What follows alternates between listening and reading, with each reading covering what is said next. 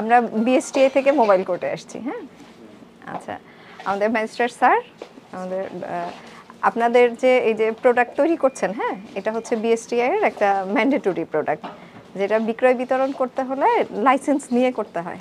আপনাদের কি বিএসটিআই এর লাইসেন্সটা আছে?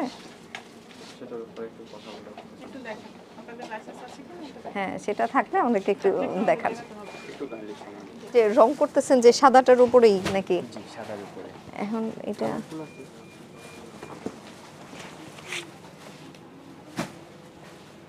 দেখা যায় যে মানে সাদাটার হয়তো স্থায়িত্বটা একটু ইয়ে থাকে, এটার উপরে কালারটা করলে তখনই এটা হচ্ছে ঝামেলাটা হয়। এটা তো আলাদা এক্সট্রা সুতা।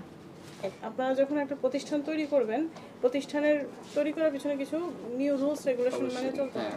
সেই রুলসের একটা অংশ হচ্ছে আপনার বিএসটিআই লাইসেন্স নেওয়া, এবং প্লাস আপনার ট্রেড লাইসেন্স নিয়েছেন, আপনি ট্রেড লাইসেন্সটা নিয়েও রেখেছেন।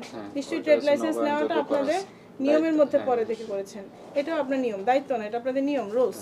এই রুলসটা আপনাকে পালন না করলে আপনাকে শাস্তির আওতায় আসতে হবে। Shop number 9, level 2, Saptak square, Dhanmondi 27। আপনার প্রতিষ্ঠানের নাম হচ্ছে পাঁচ মিশালি। আপনার আমরা বিএসটিআই কর্তৃক আপনার এই প্রতিষ্ঠান পরিদর্শন করার পর যেটা দেখলাম, বিএসটিআই এর যেটা বাধ্যতামূলক পণ্য বেডশিট এবং পর্দা, এর লাইসেন্স গ্রহণ ব্যতীত মিথ্যা তথ্য প্রদানপূর্বক আপনারা বিক্রয় বিতরণ করছেন। তো আপনার যেহেতু অনেক বছর ধরে 2 বছরের উপরে এখানে ব্যবসা করছেন এবং প্রায় অনলাইনেও আপনাদের বেশ বিক্রয় বিতরণ আছে, সেই ক্ষেত্রে আপনাদের এই ধরনের লাইসেন্স ব্যতীত বিক্রি করাটা আসলে সম্পূর্ণরূপে আইনে হচ্ছে 27 ধারা লঙ্ঘন করলে মিনিমাম আপনাকে 25,000 টাকা অর্থদণ্ড দিতে হবে।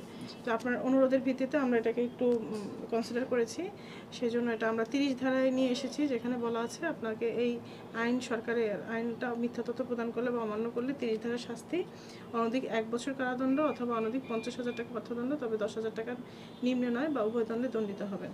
তো এই আইনকে আমরা ইয়ে করে আইনের 30 ধারা মতে আপনাকে আমরা 15,000 টাকা অর্থদণ্ড দণ্ডিত করছি। আপনি দ্রুত টাকাটা পরিশোধ করবেন, ঠিক আছে? এবং আপনাকে যেটা মূল কাজ সেটা হচ্ছে আপনি এই সপ্তাহের মধ্যেই আপনার বিএসটি অফিসে যোগাযোগ করবেন এবং লাইসেন্সটা নেবেন। আমরা যদি পরবর্তীতে আসি তখন কিন্তু আর এইভাবে কনসিডার করবো না, কেমন? অবশ্যই ইনশাআল্লাহ। ঠিক আছে, আপনি দ্রুত জরিমানার টাকা পরিশোধ করেন।